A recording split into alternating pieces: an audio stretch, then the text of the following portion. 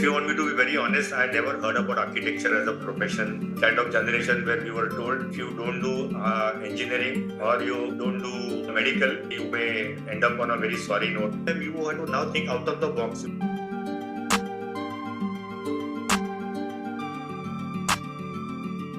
Mr. Milind, you have over 30 plus years of experience in interior architecture and you just started just first year after your graduation. Why didn't you get a job first or get some training under someone before starting your own venture? Yeah, so I think there were a lot of options in front of us at that time, and I was kind of not too comfortable working under someone because with every vacation I had worked under different firms, and I kind of thought I'm ready to launch into the profession right away. Many years down the line, I realized it was a big mistake, and I should have really worked under someone, especially a bigger firm, to get a better exposure because starting early was a very good feeling for me.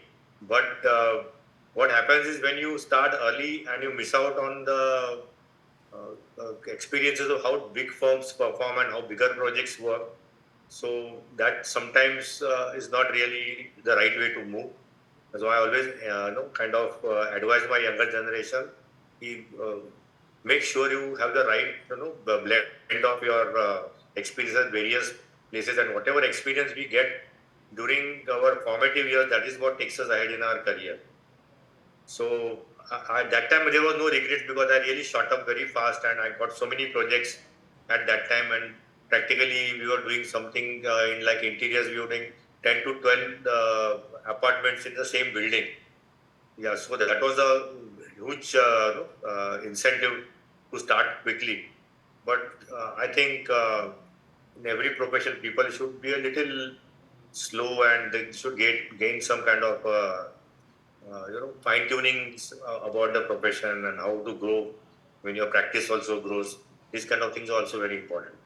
So you said you had lots of different projects right in the start. So why are you saying ki I regret not doing a job if you were, off the ground pretty easily in the start?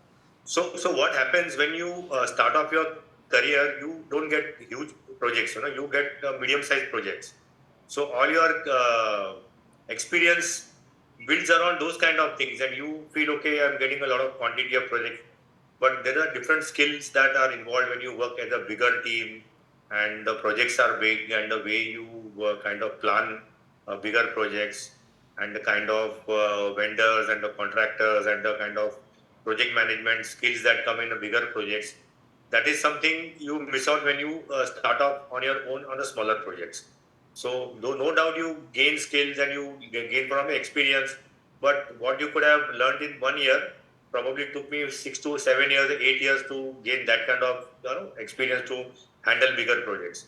So that is the only thing I thought I made a kind of an error in my career graph, but otherwise I have absolutely no regrets of what I did and where I am right now. All right, so just let's stay on this topic for a bit where let's talk about finding the right kind of job.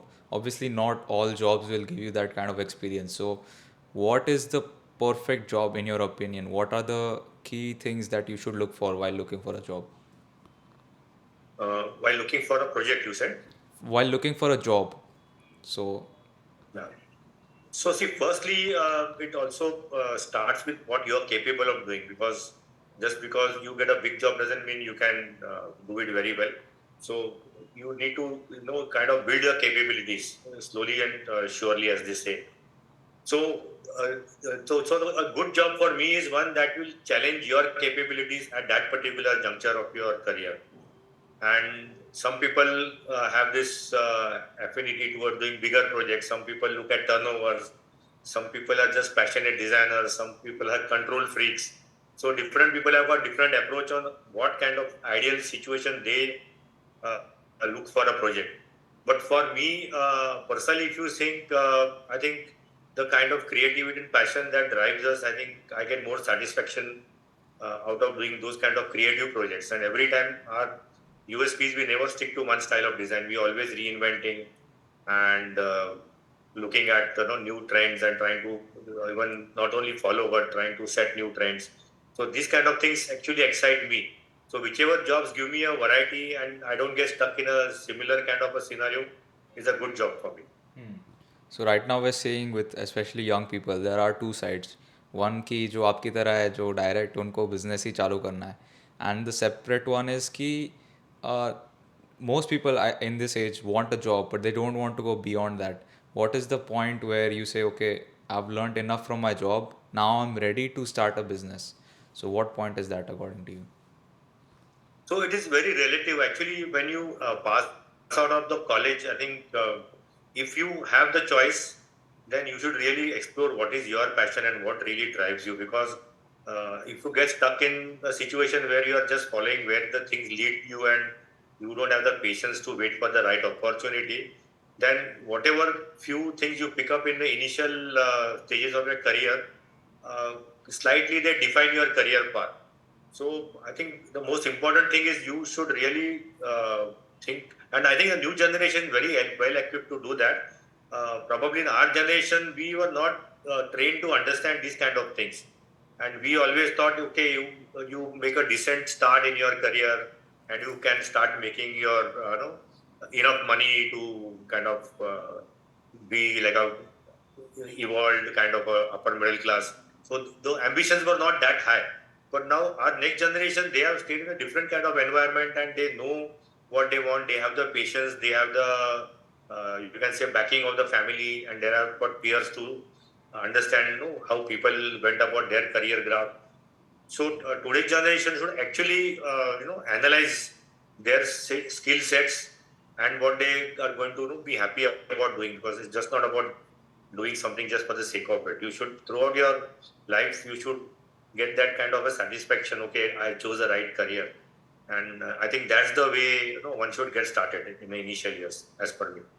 You talked about passion कि जो passionate है वो आप करो. So were you passionate about architecture from the beginning, or what was that like? If you want me to be very honest, I never heard about architecture as a profession when we finished our 11th and 12th. We were a kind of generation where we were told if you don't do engineering or you don't do medical, then probably you may end up on a very sorry note in your career and you don't have any future. So these were the only options available. But I was quite lucky. I when I passed out, I didn't get extraordinarily good marks to get myself an admission in a engineering college or a medical college, and that was, I think, looking back, it's a very lucky thing for me because I got admission in a catering college, which was also a happening field at that time. And there was another place where I got admission was in NDA, which is a National Defense Academy, which was also my childhood passion to become a pilot in the Air Force. And the third place was architecture. And then after attending at least 1 or 2 weeks in architecture, I realized that this is the field for me, and then I never looked back because I never seen this as one of the options in my profession. But I knew I'm cut for this one, and this was going to be my lifelong passion from that day onwards. You talked about कि इसके बाद you finished, you graduated and you got lots of clients.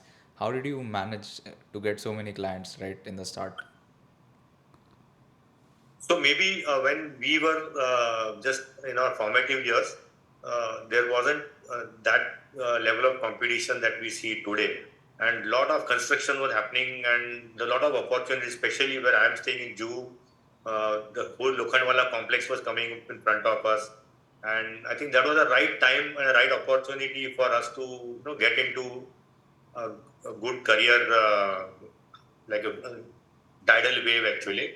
And if you are reasonably good in your work and you are like very professional, that I should say I was.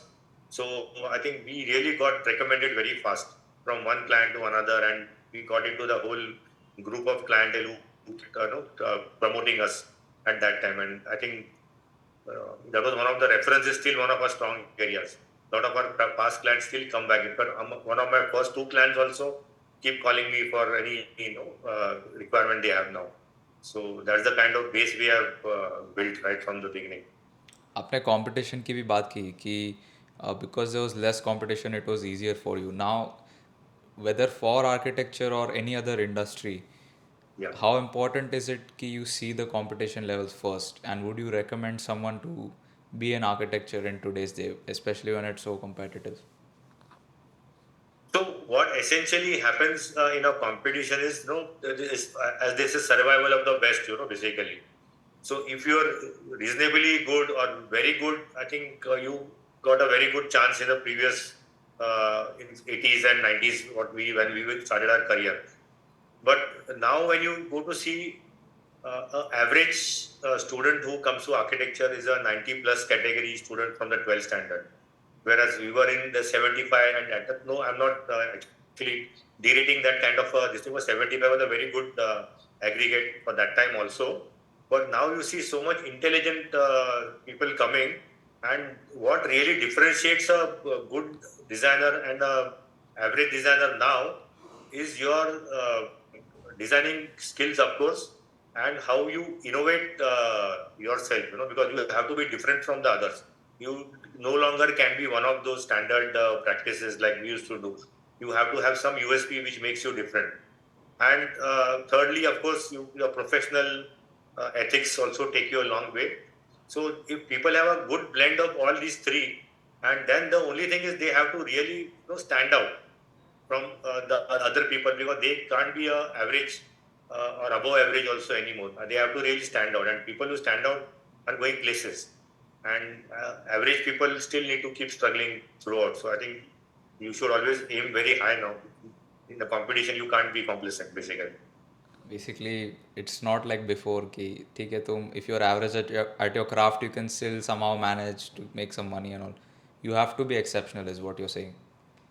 Yeah, sometimes I actually feel it's unfair to the young generation, because they have come from such a elite academic background, and we never had to go to that levels, but we did have our own strong areas in a way. Like we had a lot of time at our hand, so we could explore new and new possibilities without really having to work that hard. So I think our generation has a different way of working hard. For example, in college, you used to, like, any architecture practice, you will see they start their work in evening, and they finish their drawings in the morning. So takeoff points are a little higher than us. So every generation got a different approach to this field, which we have actually observed. No, all of us from our generation can actually tell you if this generation works differently. And I wouldn't say which is better or this thing, but there are standard USPs Yeah, involved it's here. like it's like even though we have more opportunities, it's just difficult to crack and become, reach that top 1%, you could say. Yeah, now it is harder because the number of people competing with you are also quite, I think, tenfold, I can say, as of now. So to get really noticed and rise above the rest has requires a lot of other skills than just being smart and intelligent. So I think people need to really find their USPs, how they want to take their practice to different level. Yeah. Let's talk about one of the favorite projects you've ever done. Your favorite. You surely have a favorite. So let's talk about that. What the process, how did you manage to get that client and all the way till, delivery? Like, can you talk about that? So if you ask most of the people in my profession, if you ask them which is your favorite project or best project, they would always say it's yet to come, because we always are graduating from one level to another. And we never look back and say, okay, oh, that's my favorite project, because that is the time you stop getting ambitious and start basking in some kind of a glory, which is still, you're still always in a state of transition, and you're learning more and more things. So the more projects you leave behind, you actually feel there is so many things that so much we can do in future. So there have been always the good projects and there are bad projects, but one can never say, because there are always people in this profession always striving for that dream project to come. They will never say that was my dream project in the past. All right. So So let's say this will you, be one of phenomenon with me. Will find a lot of people. They will always say, "Oh, this I still don't have a dream project. Is yet to come." okay, so let's talk about your dream project then. Who is your dream customer? Who is your dream what is your dream area to construct in? What just talk about your dream project then. So see, the projects can actually, increase in the scale, or it can always be something different from what you are doing currently. So there are times you never know what excites you more, because every time we see, okay, oh, I did a very nice project, and you are really put in heart and soul on that project. And when it comes out, end of the project, you feel, oh my God, this is one of my best projects I have done. And suddenly you realize after some time, oh, there are so many good things happening and so many new trends coming.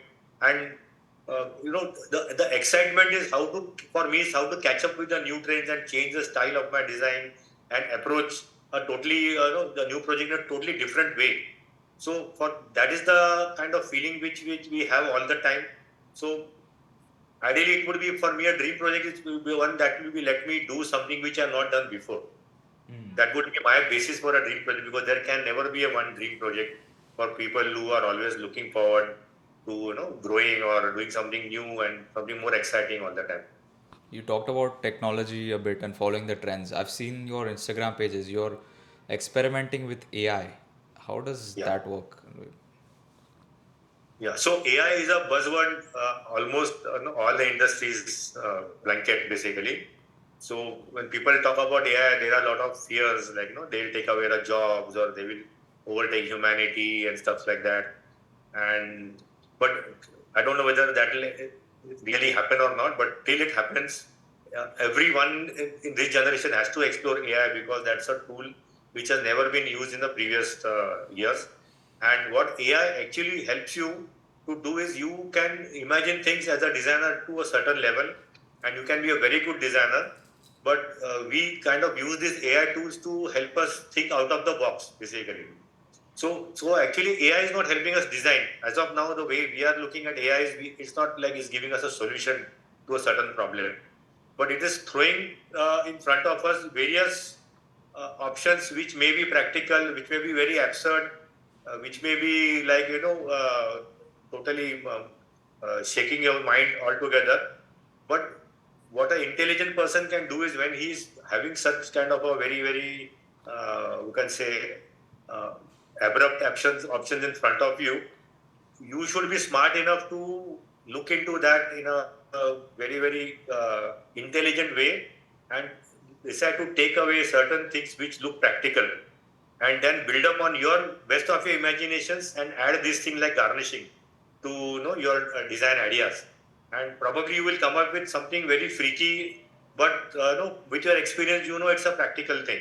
So that is where the AI is challenging our designing skills, and how we are allowing it to challenge our mind. And even the designing teams, we are the younger, especially the younger ones, we are encouraging to use this tool, so to come up with some out of the box idea which may look very practical, but still we'll say, okay, let us see if we can make this work. And then maybe you come up with some very very different kind of a design, which probably you couldn't have visualized just left to yourself. So you guys are using AI smartly by using AI as a let's say collaborator with the human instead of just relying on it fully, because many young guys have just stopped thinking जब कुछ भी छोटा मोटा जानना है तो they'll ask chat GPT and they'll just copy paste. So you guys are not copy pasting, you are collaborating with AI. And But design is not a technical, like yeah. black and white situation. Like you can ask a AI to do entire coding for you, but you cannot kind of expect the AI to give you exact solution for a design. Of course, as the tools get better and smarter, we may end up with those kind of situations, especially where things are more repetitive or more logical and technology based solutions. But in terms of pure imagination, I think that is the best way to go, the way we are kind of trying to do as of now. How many years do you think it'll take for AI to build like a full design of a project? I think the art of doing AI is how you give your prompts. So prompt engineering is a very different new field now, where unless you know how to give your prompts, you cannot get the right solutions. So same question, if it's prompted in a different way, is giving us different options. So I don't really see a stage where you can really give a 100% perfect prompt and you get the exact solution, because there will be multiple prompts, multiple options, which will have to be synchronized and then converted into a good design. So as of now, at least I don't see those kind of situations happening. But you never know how intelligent AI can get over a period of time, and what kind of prompts technology comes in the future. So we are watching as and when it happens. We'll adapt to them. You've been in this field for 30 plus years. Don't you get bored? Do you still enjoy your work? And if yes, when do you plan to stop? That's a very interesting question you asked me, actually, because this kind of philosophical thing really excites me. Because if somebody would ask me today, okay, what would you like to become if given a second chance, or no, you whatever. So I would still love to do this, because both my children, like this happened to a lot of people in our field. Either your children follow you in your profession or they want to do something different. So they had their own callings. But if somebody tells me today, "Okay, what would you like to become again?" I would say I still want to do the same thing what I did. So I'm totally like what do you say? I'm living. I should rather thank God for the luck that I came into this profession. I mean, absolutely no regrets. I've thoroughly enjoyed my journey of 30 years. Each and every bit. You meet new people. You're always evolving something new. Always you're getting creative. You're challenging your mind, and the money has to follow. So there's no regrets in any department as such. And if you learn to handle pressures and stress on your own in this field, then I think this is really a beautiful profession which I'm into right now. And did I miss the second part of your question? Something you asked Yeah, I me about told you this? if you, when do you plan to stop or do you never plan to Yeah. stop? Correct. So there are few ideals in front of me. Like people say, okay, a lot of people say, oh, I want to retire at 55 and stuff like that. But for us creative people, I don't think we'll be ever satisfied if we just stop at any point in time. Maybe we'll slow down, maybe we'll do selective work, maybe we'll get more creative, maybe we'll counsel some other people on design where that is not taxing on your physical abilities. But I don't think me or many of my friends who discuss these things really want to sit back and retire into some farmhouse and keep looking at nature. We are not actually built of that. We want to keep our mind occupied and running and creating things all the time. And there are architects who are 70 plus. I wouldn't like to name them, but we really look at them as our ideals. If they can do things at that age, then we are still quite young in front of them. Apart from architecture, are you into other things like other hobbies or anything? Yeah, so I don't have a very what is it, precise hobby, but I just love photography. I love traveling. I love music. These are some standard hobbies. Besides that, I'm really so passionate about my work. I have not gone into anything else beside this. Of course, there are things like karaoke and all those things, but I wouldn't call that as a hobby. But I'm really passionate about traveling and photography. It seems to me that you work very hard in architecture itself. That is your main thing. You eat, sleep, breathe architecture. Has Yeah. anybody ever told you कि तुम ज़्यादा ही काम कर रहे हो, थोड़ा relax हो जाओ? How do you deal with that? So actually, what happens is, there are times when we do outstation projects, and people ask us, "Ki, how do you manage traveling so much and all that?" So my answer to that is actually when I'm traveling and I'm doing those projects, that is actually a part vacation for me. So even on the work mode, when we are, and we do a lot of outstation project, by the way. So that is the kind of time, we are traveling, we are introspecting on the flights, we are meeting people on the journey, we meeting new people, new culture, new cities. So that itself gives us so much energy that we come totally charged back. So that full-time working is, you can't actually say it's a workaholic situation. We are doing mechanical work, but it gives a lot of pleasure to keep creating and being perfectionist, and sometimes being a control freak also. And but the kind of work which we do, we have to perform at a very high level, and there is nothing below 100% that we can aim for. Nobody accepts any work which is just below average. Everybody wants a perfect delivery of a project. So that is something that goes inbuilt with us. So we just can't afford to relax when we have to deliver things at that level. Right, I understand, but what I meant to ask was कि let's say my parents, let's say for example, they're telling me बेटा बहुत ज़्यादा ही काम कर रहा है, या some friends are like तू तो दिखता ही नहीं आजकल, what are you doing all day, hang out with us. Like, how do you deal with those kinds of situations? How do you manage social life and work? So definitely, we do have a social life. It is not that we are working and not having social life.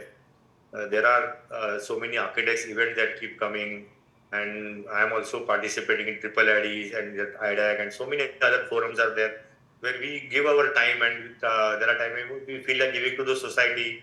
And we have a lot of friends, and I personally I play golf, and I've got a big group of golfers whom we travel with, and there are things always happening on the side. It's not that we are only working and not enjoying. And in fact, so many events we meet new and new people. And I think I must be having tons and tons of architect friends also because of all these events. Every time we meet new architects from our city, another city, and we really enjoy. We don't talk about profession. Even our college friends, when we meet, we never talk about architecture or interiors.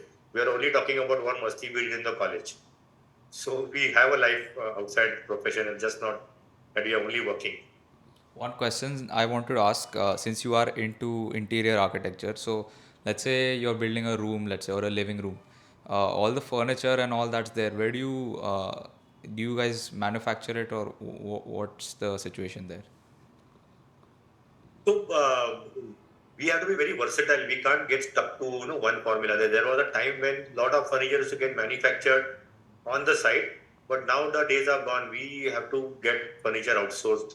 It could be very good factories that are now in India. Mumbai also is becoming very good. Delhi is a very good hub for manufacturing furniture.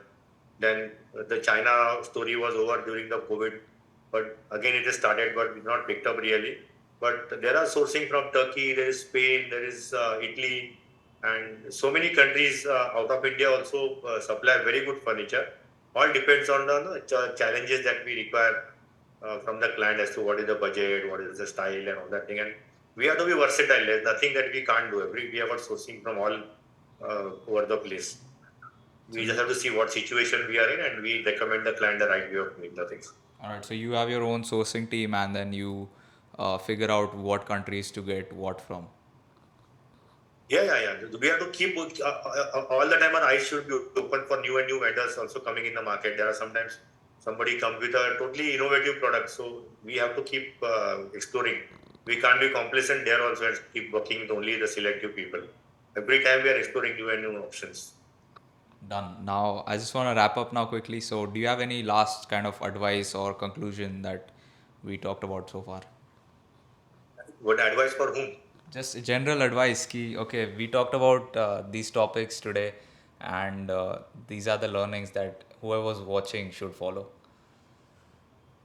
Yeah, so one of the learning is like there are a lot of people who come to me for career guidance and all, and they ask me, should I go for higher education or should I start on my own or should I go for experience? And this is the kind of a dilemma which most of our young generation is having. So I also tell them, okay, like as per the situation, I advise them, but I also tell them you have to now think out of the box. You cannot be looking at people like us and doing a standard practice like what we did. There are so many other ways because you are a trained person from a design field. So there are so many avenues that are opening up. Like in India, we used to get stuck with only that same profession what we are qualified. But if you see the new generation, there are so many multi-specialties under every branch. And same is happening with designing field. You could be a blog writer, you could be a social media guy, you could work for a magazine, you could invent a product, you could manufacture a product, you could do project management. There are so many avenues open, so one does not need to be stuck on any. Even if you get into any kind of a design manufacturing, because you have come from a design background, you're going to be miles ahead of an average business person who's starting, in any that kind of a field, like product design. So I think people in new generation should not get stuck in the competition and try to do a very standard practice. They should explore possibilities which are out of the box and what other people have not already thought. So design your education. You should use it like a milestone or a stepping stone. and then launch yourself into some different level altogether. So I think that is something which I need to tell strongly to my design community, especially the youngsters. But see, that's the problem. There are so many avenues. So I just get confused कि इस इतने हजारों avenues है मेरे लिए. इसमें से choose कौन सा करूँ? So that's the problem.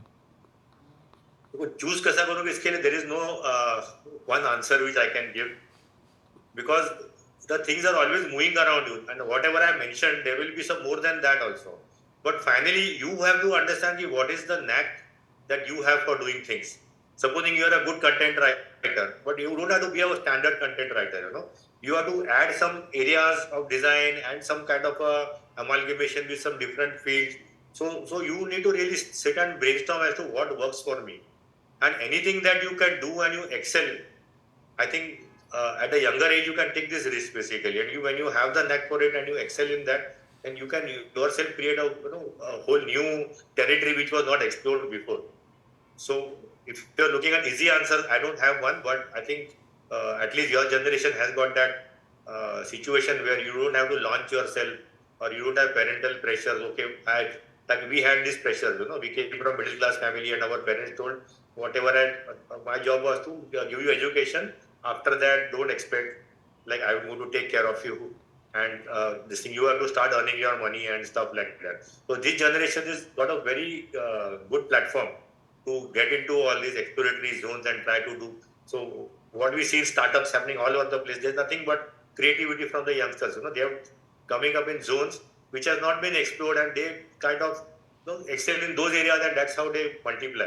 The same thing can happen in the design field. Why should people not stop thinking out of the box and doing things which are little bit related to their skills basically, and they can come up with new and new ideas. I don't think we should really work on very limited options. Yeah, it's a very interesting situation. Meaning, yeah, it's just if someone can start a business, ki career counseling, there are 1,000 avenues. We'll find out what career is best for you. That would really work out, because people are as many options as there are. People are genuinely confused right now. कि मेरे life में मुझे क्या करना है. So that So is these also are something else. innovations, and you have to find your correct path in all the crowd around you. You have to be like some different from us, and excel in what you're doing. Nothing below that. Yeah. ठीक है boss. That was an excellent interview. Thank you for your time as well. Yeah, thank you so much. It was wonderful chatting with you. Correct. You mentioned you had 2 kids. What do they do? So one of my one is a daughter. She is in New York. She works with the United Nations. Okay. So actually, it's an NGO, Geneva-based NGO. But she done a law from Harvard, and also she's very fluent in French and Spanish, which gives her a totally different edge. Being a law student from Harvard plus 2-3 languages. So that's why I never forced my kids into my field, because they were good in what they were doing. So when you mean she works in United Nations, what is the work exactly? So they are working for an NGO which is based in Geneva, and they are the people who coordinate, and they are in touch with all the ambassadors and diplomats, and actually they are giving them reports. Okay, this is what is happening in your country, and this is what you should be talking, and they kind of give them a data and prepare them for a situation where they will be grilled, or they will be asked to speak in the UN, and what their country, they have to defend some policies of the country. So these people supply them the hardcore material, and that's why they are more intelligent than the United Nations, more like Babu. They are like a government organization. But these people are the people who actually talk to the diplomats and give them the real-time scenarios, what's happening in the country, and those kind of things. So. Got it. And your second kid? And second son is not working. He's studying second year masters in Chicago. It's same thing, artificial intelligence and machine learning. Interesting. So none of them chose to, they want to settle abroad, or they plan to coming back to India? So we have not put any restrictions on that parameter. We said, let's see how your career graph takes you. But personally, I feel maybe daughters are profession needs to be there only. Mm. But son, I have told him कि India is growing now and you should not be like previous generation. America गया तो निकल पड़ी. ऐसा नहीं है. India has got a lot of opportunities and all over the world people looking at India. Yeah. So next 10 years, like you say, it's an India story. So if you jump on it right now, with of course some good experience and a little superior knowledge, what you have gone there to do. India and Asia in general, actually. Asia is just growing. So if you get stuck there, then you will be one of those lower rung people, or people already gone there and made it big there. They should not be your ideal now. Right. To be looking at a place where it's own territory, people, the whole ecosystem is here, and we are growing. So why not? Why just get stuck to a foreign second-rate citizen? Yeah. Washing your dishes every evening. Yeah. वही problem है वहाँ पे. Yeah. So let us see where it takes. We are not forcing it, but yeah. Never know. Sometimes they get good opportunity. They may get very good double, triple promotions. Like my daughter, she went as a intern, and the topmost person in the company, she resigned. And the kind of work she was doing was assisting that lady. So they actually told her, "Ki we will take you, and your responsibility is same. We will not pay you that salary, maybe, but it was a huge jump." So she got an opportunity just because a particular person left, and she was the only person in line who had those skills. So you never know where opportunities take you basically. So that bigger jump, then it's worth it. Otherwise, India is the future basically. Yeah. There's no doubt about it. In India also, what cities in particular, or anything is fine, any city is fine? So India, you see, till now we are looking at IT at Mumbai, Hyderabad, Bangalore, and maybe your Gurgaon and all. But now there are even Pune, for example. But now, recently I read a report where there are a lot of small cities now which are now getting the next level of hubs. Because India, the students are spread all over the country and the intelligence level is almost same now. So why should only people get stuck with those? So a lot of small cities like in India, Mumbai के पास में Nashik is another place which is now fast catching up. So you need not get stuck to only those zones which are already having big. People will move very fast. The moment they see a potential, like a small place like Indore, for example, suddenly boomerang into education city just because of few big names went over there. So there's a huge potential. So they come in stuck with this kind of traffic jam cities like Bangalore and all. Right. They have to move to different oil. But it's like in India, the population is spread up. And the electrical grid is also spread up, you see from the space. So even IT is not going to get stuck to a few cities now. And you should look at cleaner cities because that is where the life is going to be. Yeah. You're saying, what you're saying is true. मैं भी काफी cities और countries में रहा हूँ. So right now I was in Pune, so I just moved from Pune to Ahmedabad over here. I've lived in Mumbai also, and a few countries, UK, US, Hong Kong and all. Okay. So, right now in Ahmedabad only I'm seeing कि not only the city is clean but the infrastructure and the traffic is less, meaning you can get to anywhere in the city in like 20-25 minutes maximum. उससे ज़्यादा होता ही नहीं. So this generation needs to identify that city, like this side has got a future and infra is good, like something like Indore, for example, it's just going to be the cleanest city, though it is not on the hub of the India map, but it's just there are cities which have a future basically. Straight away they jump to a different level. And lot of good trained you get what do you say? The students from various streams are available because it's an education hub also. So it will not take too much time for cities like that to grow and go out of basically. And it's got a road system also.